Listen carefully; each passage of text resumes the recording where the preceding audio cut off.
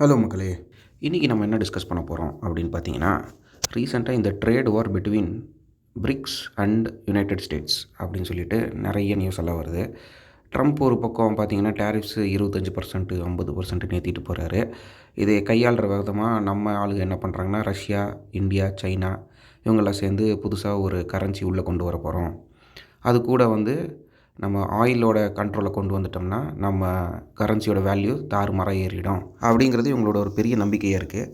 But கொஞ்சம் reality எடுத்து நம்ம பார்த்தோம் அப்படின்னு சொல்லி பார்த்தோம்னா, இந்த பிரிக்ஸ் கரன்சி அப்படிங்கிறது இந்த 5 நாடுகள் Brazil, Russia, India, China, south Africa இந்த 5 நாடுகளோட கரன்சி எல்லாம் சேர்த்து ஒரு புது கரன்சி.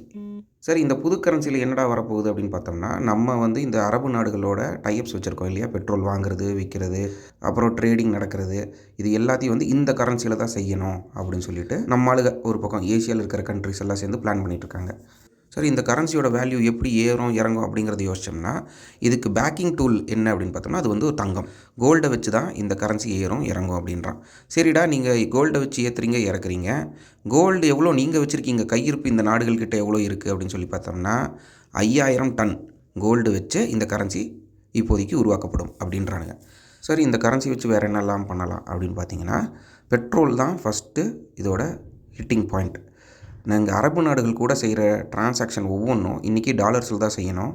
நாளைக்கு நீங்கள் என்ன பண்ணணும்னா இந்த பிரிக்ஸ் கரன்சி மூலிமா பண்ணணும் அப்படின்னு சொல்லிட்டு ரஷ்யா ஃபோர்ஸ் பண்ணோம். யாரை? இந்த அரபு நாடுகளை. சைனாவும் ஒரு பக்கம் ஃபோர்ஸ் பண்ணோம். யார்? ஆஃப்ரிக்கன் நாடுகளை. இந்தியா என்ன பண்ணோம் அப்படின்னா, இந்த லோக்கல் டீலர் வேலையெல்லாம் நம்ம இந்தியா பண்ணிகிட்டு இருக்குது. இப்போது பக்கத்தில் இருக்கிற நாடுகளுக்கு, ஸ்ரீலங்காவுக்கு பெட்ரோல் வேணுமா, இந்த வாங்கிக்கோ. இந்த பக்கம் மரீஷியஸ்க்கு பெட்ரோல் வேணுமா, இந்த வாங்கிக்கோ. நான் ரஷ்யா கிட்டேருந்து வாங்கி உனக்கு சீப்பாக தரேன் அப்படின்னு சொல்லிட்டு நம்ம லோக்கல் டீலர் வேலையை செஞ்சுட்ருக்கோம். சரி, இந்தியா ஏன் இந்த வேலை செய்யுது அப்படின்னு பார்த்தீங்கன்னா, இதில் நிறைய லாபம் இருக்குது. நீங்கள் ஈரான் கூட டைரெக்டாக ட்ரான்சாக்ஷன் பண்ண முடியாது. ஏன்னா அமெரிக்கா அது மேலே இம்போஸ் பண்ணியிருக்குது. டைரெக்டாக யூஏ கிட்ட போய் வாங்கினீங்கன்னா அவன் பயங்கரமாக சார்ஜ் பண்ணுறான். மற்ற நாடுகளோட வாங்கணும் அப்படின்னு சொல்லி பார்த்தீங்கன்னா அவன் வேறு கண்ட்ரிஸோட டைப் வச்சிருப்பான்.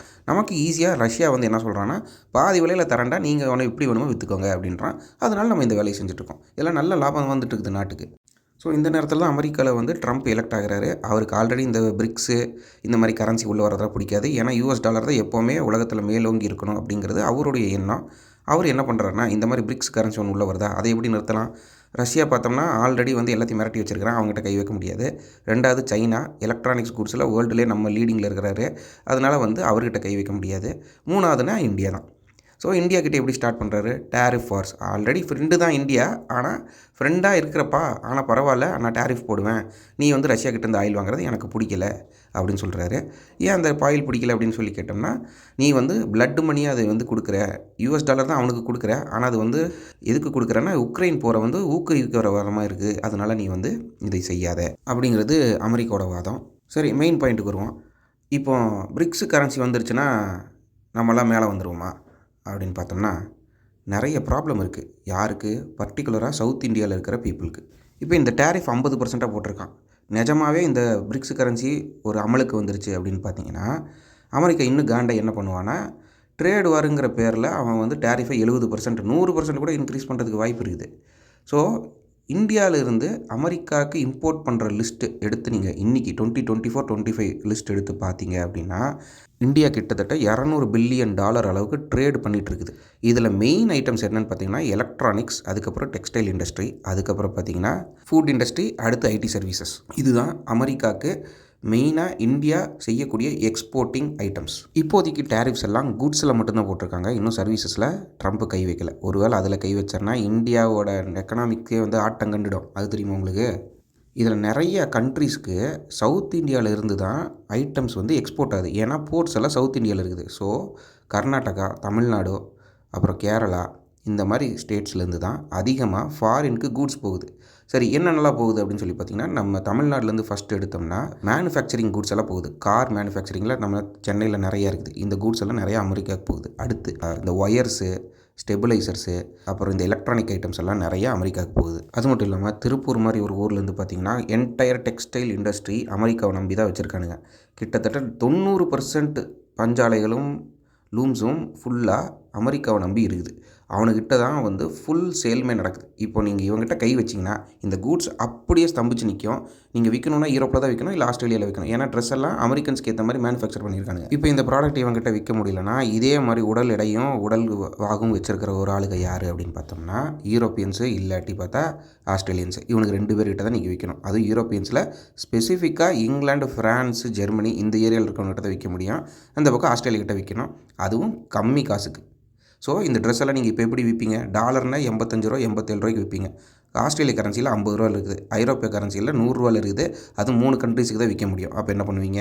நிறைய ஐட்டம்ஸ் இந்தியாக்குள்ளேயே நீங்கள் விற்க வேண்டியதாக இருக்கும். அது இந்த திருப்பூர் மாதிரி மக்கள் இருக்கிறவங்களுக்கு அவங்களோட வியாபாரத்தில் கை வைக்கிற மாதிரி. Second, spices. இது எங்கேருந்து போகுது அப்படின்னா கேரளாலேருந்து போகுது. அவங்களோட மெயின் என்கேஜ்மெண்ட் எங்கன்னா அரபிக் கண்ட்ரிஸ் தான். அதனால் அவங்க வந்து பெருசாக அஃபெக்ட் ஆக மாட்டாங்க. பட் அமெரிக்காவுக்கு போகிற ஸ்பைசஸ் கிட்டத்தட்ட இந்தியாவில் எந்த அளவுக்கு செல் ஆகுதோ அதுக்கு ஈக்குவலண்ட்டாக அவனுக்கு அமெரிக்காவுக்கும் எக்ஸ்போர்ட் பண்ணுறாங்க. அதுவும் அப்படியே கட் டவுன் ஆகிடும். ஆனால் அங்கே இருக்கிற அமெரிக்கன்ஸ் என்ன பண்ணுறாங்கன்னா நம்மளை மாதிரி ஸ்பைசஸை ஃபுல்லாலாம் யூஸ் பண்ண மாட்டாங்க. அவங்கள பொறுத்த வரைக்கும் சீசனிங் அப்படின்னா உப்பு, பெப்பர் மேலே போட்டாலே சீசனிங் தான். ஆனால் பெப்பர் மட்டும் வாங்கினா போதும். மற்ற ஸ்பைசஸ் எல்லாம் அங்கே இருக்கிற இந்தியன்ஸ் தான் யூஸ் பண்ணுவான். அதனால் அவனுங்களுக்கு தான் அங்கே போய் அஃபெக்ட் ஆகும். 3வது, இந்த கர்நாடகாலேருந்து அப்படி என்ன போகுது அப்படின்னு சொல்லி பார்த்தீங்கன்னா அங்கேருந்து இந்த கிரைண்டிங் கல் இதெல்லாம் வந்து இங்கேருந்து வந்து எக்ஸ்போர்ட் ஆகுது. ஸோ அதுவுமே வந்து அங்கே அடிபடும் நிறையா. அவனுக்கு மார்பிள்ஸ் இதெல்லாம் வந்து அவங்க இந்தியாவிலேருந்து வாங்குவீங்களா அப்படின்னு சொல்லி பார்த்தோம்னா அவன் கட் பண்ணிவிட்டு அழகாக வேறு கண்ட்ரிக்கு போயிடுவான். இப்போ இது எல்லாமே இந்தியாவில் ஸ்தம்பிச்சு நிற்கும். இதை உள்நாட்டில் நீங்கள் வர்த்தகம் பண்ணலாம், ஆனால் லாபம் ரொம்ப கம்மியாக இருக்கும். சரி, இதுதான் பிரச்சனையா?